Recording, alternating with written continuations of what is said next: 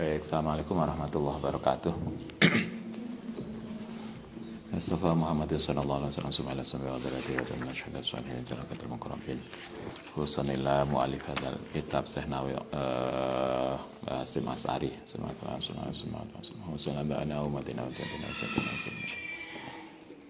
Lillahi ta'ala lahumul fatihah. Bismillahirrahmanirrahim. Bismillahirrahmanirrahim. Alhamdulillah wa alamin rahman. Iyyaka na'budu wa iyyaka nasta'in. Bismillahirrahmanirrahim. Pagi ini dan besok untuk habis subuh kita ngaji yang pertama hari apa ini sekarang? Hari Senin sama Selasa kita ngaji risalah Ahlussunnah wal Jamaah yang ditulis oleh Mbah Yai Hasim As'ari, pendiri Pondok Tebu Ireng. Kemudian untuk hari Rabu dan Kamis kita melanjutkan kitab Adhkar Nawawi. Kemudian hari Sabtu pagi kita belajar Adabul Alim wal Muta'alim, tulisannya Mbah Hasim As'ari juga, yang nanti akan disampaikan Ustadz Bisri. Kemudian Ahad pagi kita ngaji Bidayatul Hidayah. Oke.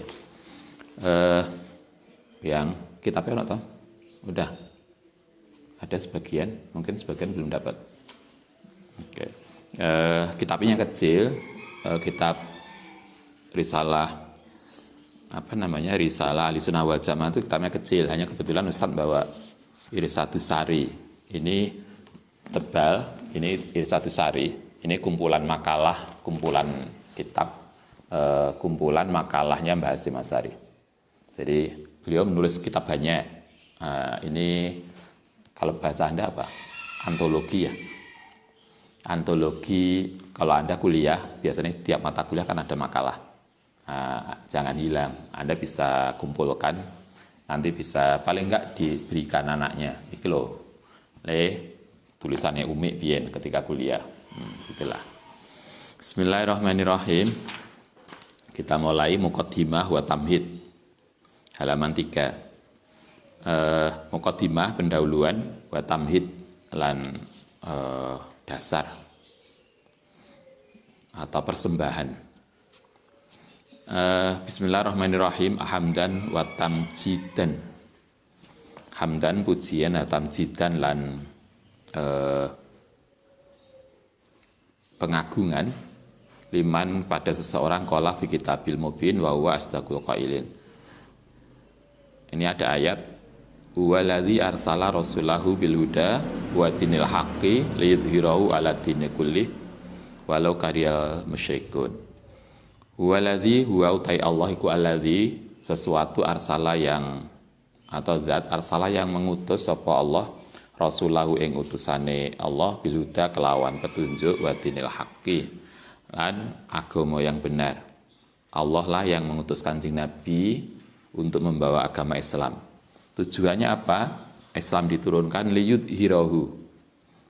Nanti bisa dicek ayatnya itu ayat berapa. Liyudhhirahu supaya menampakkan hu ing Rasul ala dini kullihi ing atase agama yang lain.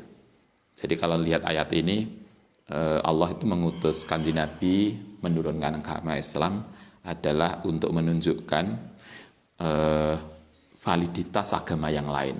Karena Islam itu agama terakhir, maka Islam kemudian liyudhhirahu. Ada bahasa kita itu menunjukkan kalau yang benar disampaikan benar, yang perlu dikoreksi itu perlu dikoreksi. Jadi karena itu Islam itu tidak hanya membetulkan yang lama, sebagian juga mengoreksi yang lama. Tidak hanya menyalahkan yang lama, tetapi juga sebagian menguatkan yang lama. Anda masih ingat tradisi haji itu bukan tradisi Islam. Haji itu sudah ada sejak zaman Nabi Ibrahim. Maka kemudian itu tradisi haji itu kemudian dilanjutkan dan dikuatkan dalam Islam. Jadi Islam haji itu bukan ajaran baru loh ya. Sejak zaman Nabi Ibrahim sudah ada haji. Bahkan sebelum Ibrahim Nabi Adam juga sudah ada. Jadi apa yang baik kemudian dilanjutkan, apa yang perlu dikoreksi maka diluruskan. Itu fungsi Islam. Jadi tidak hanya menolak tapi juga meluruskan. Anda juga begitu. Kita juga begitu. Kalau kita sebagai generasi berikutnya, maka kita tidak hanya melanjutkan yang sebelumnya tetapi juga melakukan kontekstualisasi. Kalau Anda jadi punya yayasan di rumah, kalau Anda punya lembaga di rumah, kalau Anda nanti jadi penerus, maka kita tidak hanya melanjutkan yang lama, tetapi juga melakukan kontekstualisasi. Apa ya yang beda dengan masa kita, maka itu yang kemudian perlu dilanjutkan. Yang sudah enggak kontekstual enggak apa-apa, kemudian dirubah. Karena zaman mbah kita beda dengan zaman kita. Apa yang kita alami tentu tidak semuanya pernah dialami oleh mbah kita. Karena itulah kemudian perlu disesuaikan. Salatan wa tasliman ala sayyidina wa syafi'ina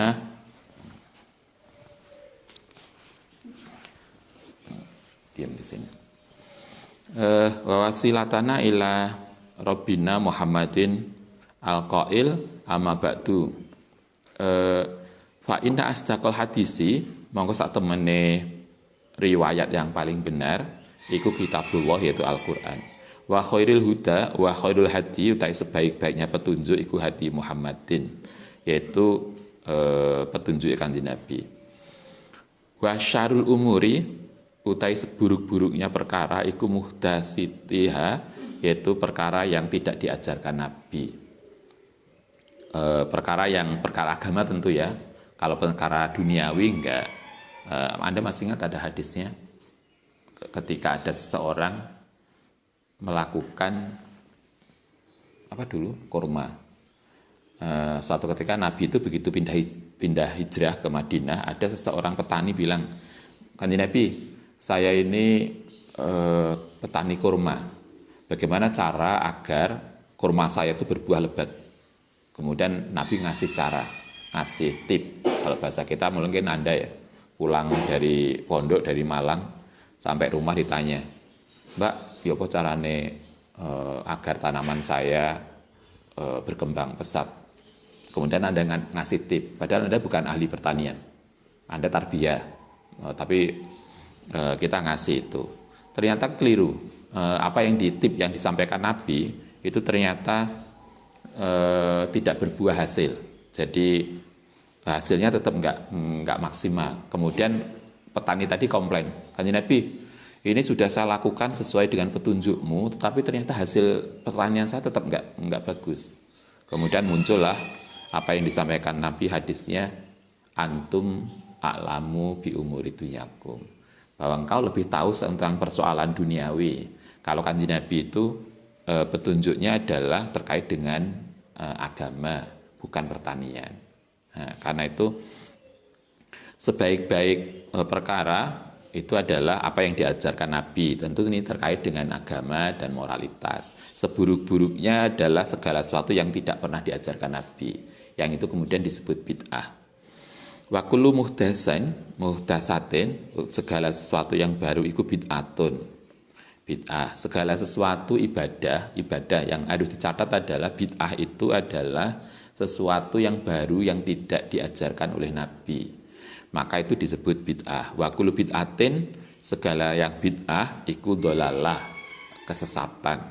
Wa kullu dhalalatin, segala kesesatan iku finari, di dalam neraka. Nah, kitab ini, kitab Ahli Sunnah wal Jamaah, itu yang ditulis oleh Mbah Hasyim adalah menjelaskan mana toh yang benar, mana yang bid'ah, mana yang kemudian bisa diikuti dan mana yang harus kita warning.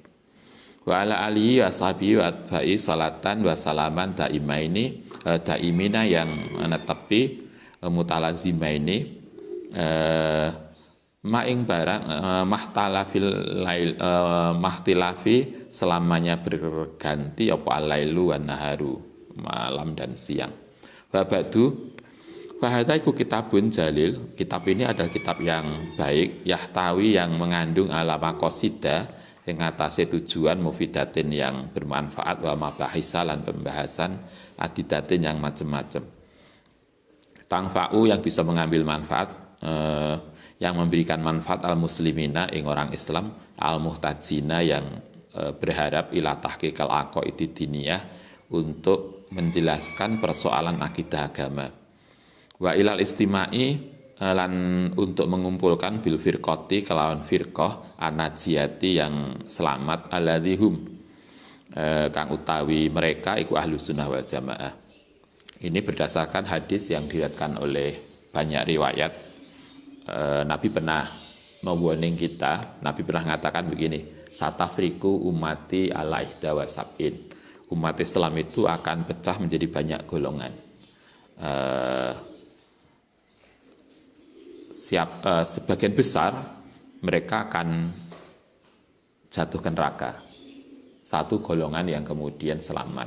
Siapa mereka? Yaitu ahli sunnah wal jamaah. Roda, kitab ini menjelaskan itu. Roda nolak fihi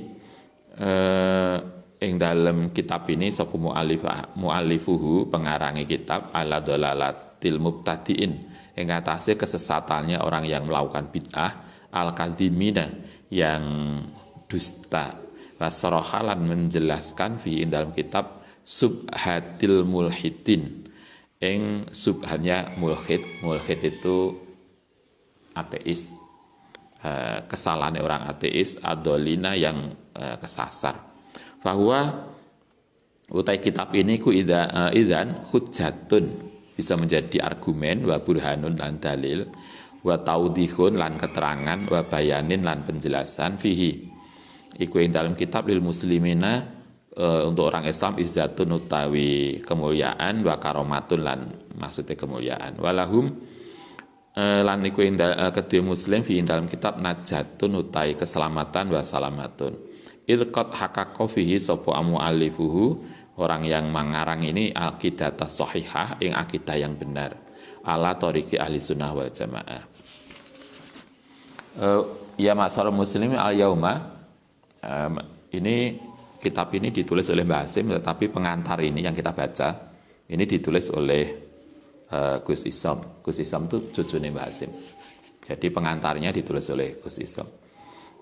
Kitabnya nanti mulai Bismillah setelah ini itu tulisannya Mbah Hasim. Anda juga bisa begitu. Kalau Anda punya mbah, punya orang tua yang punya kitab, punya buku, Anda bisa jadi editornya.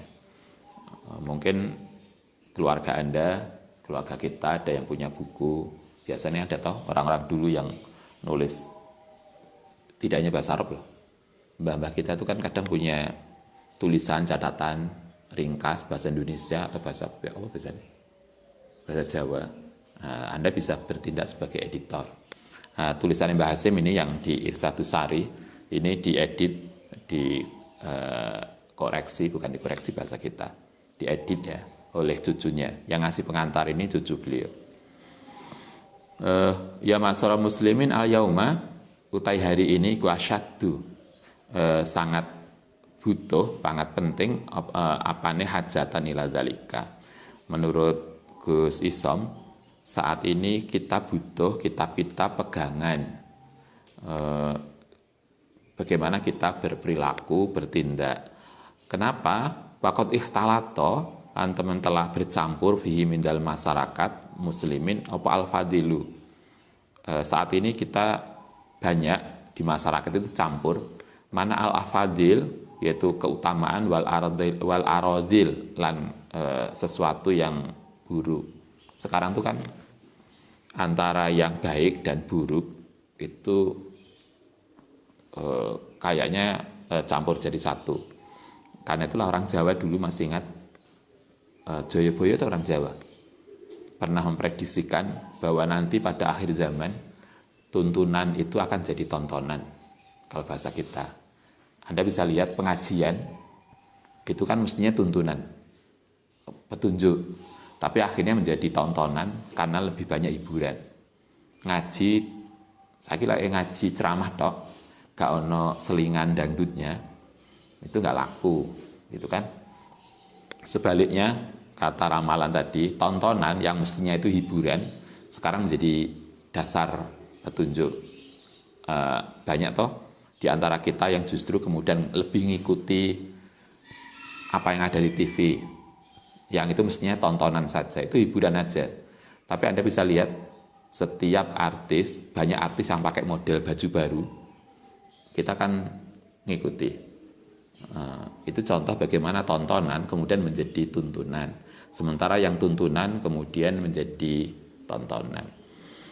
Sekarang antara yang benar dan tidak itu jadi satu. Wal tasabah lan serupa alai mengatasi masyarakat apa al haqqu yang benar wal batil, yang benar dan salah itu nggak jelas, mirip, sehingga kita kemudian nggak bisa membedakan ini yang benar yang mana.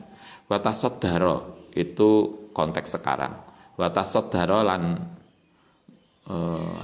maju lil fatwa, memberikan fatwa sopo jahilin, orang yang tidak punya basis, orang bodoh yang tidak punya kompeten kemudian maju menjadi orang yang ngasih fatwa.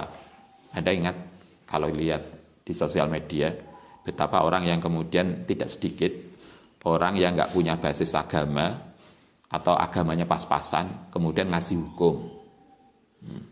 Kemarin beberapa waktu yang lalu misalnya ada seorang yang mu'alaf kemudian ngasih fatwa tentang hukum Islam. Itu kan kacau banget tuh. Dan celakanya kemudian kita tidak sedikit yang ikut. Oh, ini luar biasa.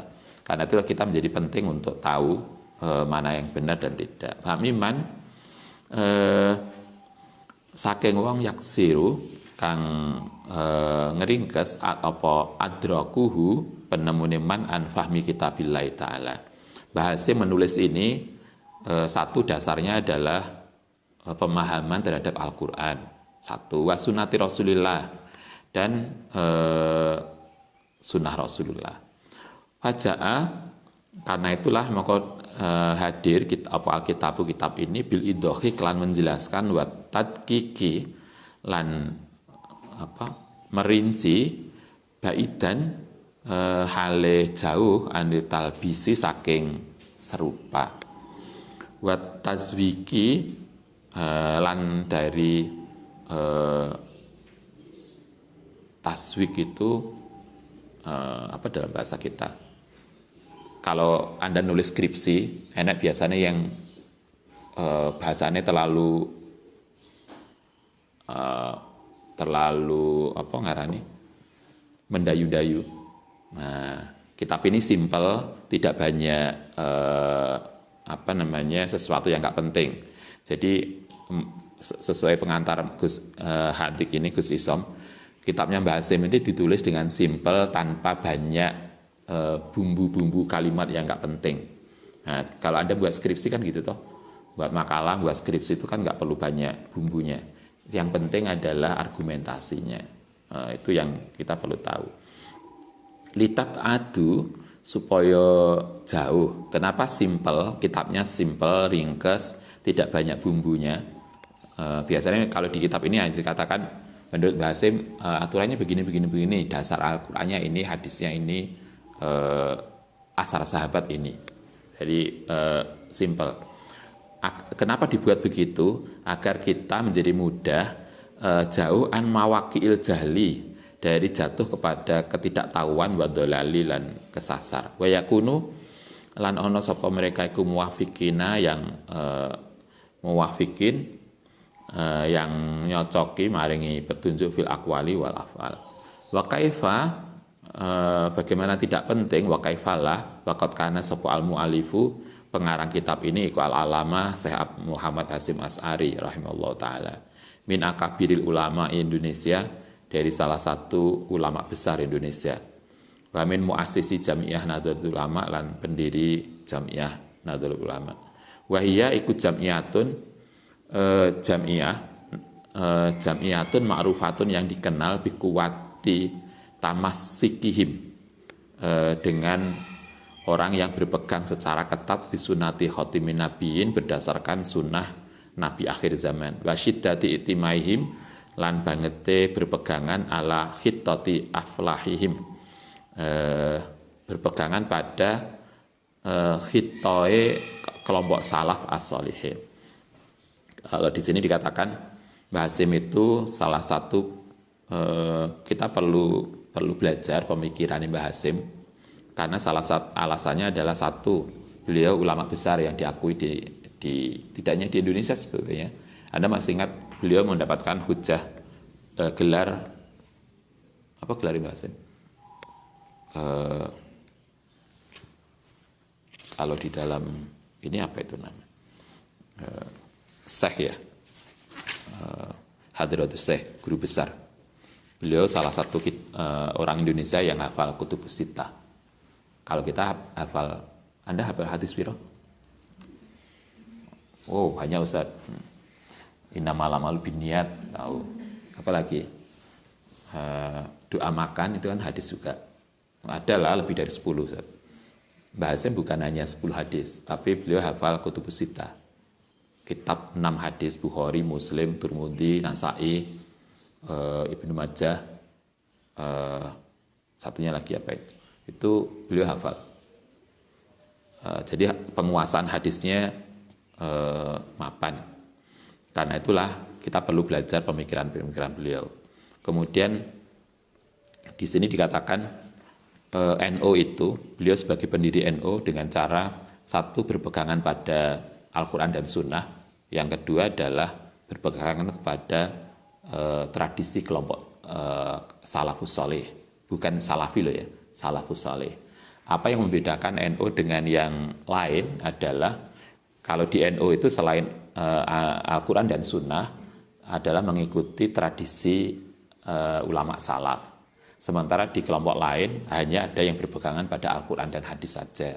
Kelompok salaf maksudnya ulama salaf tidak dianggap. Jadi ada yang pokoknya kita Quran hadis. Ulama salaf enggak dianggap. Karena itu ada orang yang tidak mengikuti mazhab. Kenapa enggak mengikuti mazhab? Karena mereka hanya merasa cukup dengan Al-Quran dan hadis saja. Sementara di NU kita harus baca Al-Quran ya, belajar hadis ya, tetapi juga harus belajar tentang salafus saleh. Karena kita tidak bisa memahami Al-Quran dan As-Sunnah tanpa memberikan pemahaman, belajar tentang pemahaman salafus saleh. Sama dengan Anda, kalau Anda belajar psikologi, itu kan nggak bisa toh langsung objek psikologi. Kan kita mesti ngikuti Freud, Maslow. Kenapa? Karena mereka lah tokoh yang paham tentang itu. Sehingga kemudian kita perlu mempertimbangkan pendapat itu. Sama dengan apapun ilmu Anda, itu kan mesti tokoh yang kita jadikan pegangan. Nah, di dalam agama juga begitu. Sehingga kita nggak mungkin kemudian kita lagi kuliah S1 kemudian langsung melakukan eksperimen sendiri tanpa dasar pendapat para pakar. Itu kan nggak akan dan itu akan cenderung salah. Nah, karena itulah kita diajarkan apa yang diinginkan oleh Mbah Hasim adalah kita perlu belajar Al-Quran dan hadis itu benar, itu sebagai sumber, tapi jangan salah. Orang yang lebih tahu tentang pemahaman terhadap Al-Quran dan hadis itu adalah para ulama salaf yang diakui. Kalau bahasa kita pakar agama. Karena itulah kita harus juga melihat itu. Sementara yang lain, satu kelompok salaf gak dianggap, sehingga mereka langsung Al-Quran hadis. Itu satu. Ada kelompok lain yang bahkan tidak perlu hadis. Enak kelompok yang tidak perlu hadis. Jadi cukup Al-Quran saja, hadis itu nggak perlu. Itu juga ada yang kita kenal dengan apa istilahnya? Ingkarus sunnah. Orang yang tidak mengikuti sunnah Rasul. Jadi mereka hanya pokoknya Quran. Karena yang benar itu Quran. Nah, itu ada yang kelompok begitu. Nah, apa yang diinginkan oleh Mbah Hasim tidak. Mbah Hasim mengajarkan kita Quran, ya nggak bisa ditinggalkan karena itu sumber utama. Yang kedua sunnah Rasul. Yang ketiga adalah pendapat para pakar. Kalau bahasa kita salafus saleh. Itu tiga itu menjadi dasar untuk berpikir, untuk beramal di dalam keagamaan. Fajaza mongko mugi membalas sapa Allahu mu'allifahu ing karangane Mbah Hasim khairan kasira.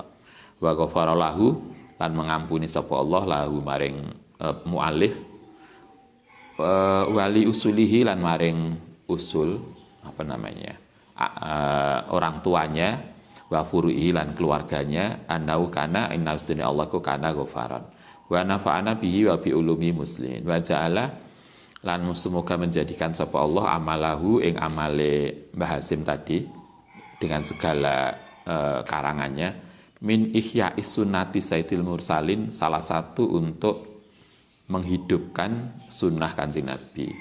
Wa hadza wa sallallahu ala sayyidina Muhammadin wa ala alihi washabbihi ajmain. Alhamdulillahirabbil alamin. Oke.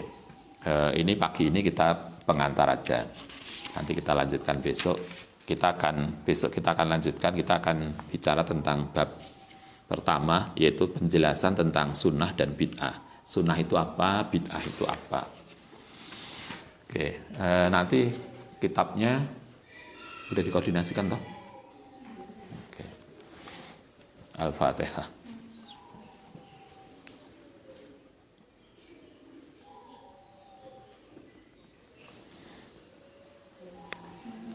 Rabbana fa'na bima lamtana Rabbi alimna ladhi fa'una Rabbi faqihna wa faqih ahlana wa qarabati lana bitinina Rabbana fa'na bima lamtana Rabbi alimna ladhi fa'una Rabbi faqihna wa faqih ahlana wa qarabati